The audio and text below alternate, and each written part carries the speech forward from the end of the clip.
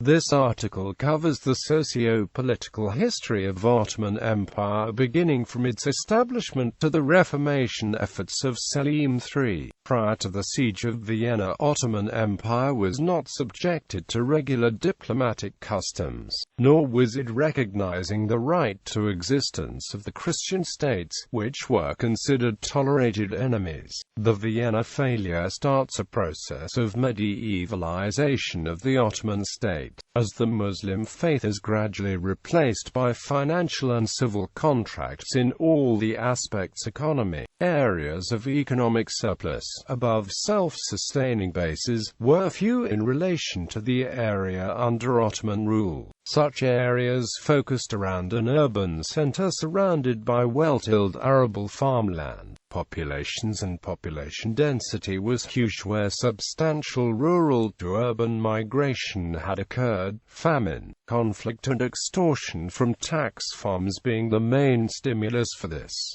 Cities, as in Europe, were the focuses of manufacture and trade. Ottoman sites had a large output of goods, where comprehensive guild systems maintained quality at the expense of competition. However, the main source of Ottoman wealth came from less industry-reliant goods and raw materials, mainly items from the east such as silk and gems. Also, the passage of such goods generated revenue through effective taxing measures. In comparison to its neighbors, the Ottoman Empire was immensely wealthy.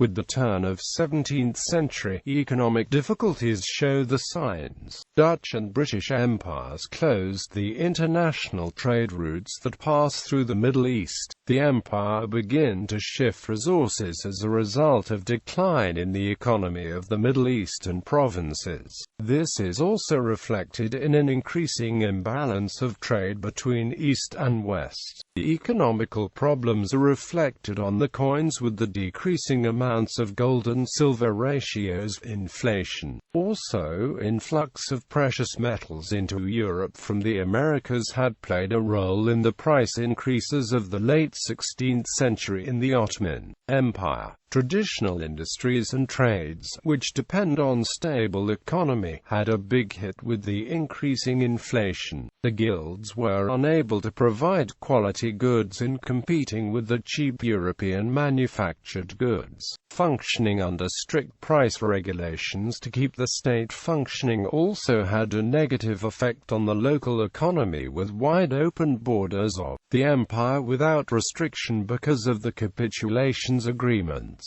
Social structure had remained stereotypically feudal. A religious establishment had helped to sustain this and resulted in most official posts. Legislations and culture are moreover being heavily influenced by the prolific Islamic councils and having strong outward signs of Islam. Administration. Many official posts required active or previous military experience. Grand viziers, the equivalent chief ministers of other contemporary nations, often commanded the army in person. Such a social and administrative structure, however, remained effective and efficient in conducting foreign policy. Gains in Europe being evidence for this.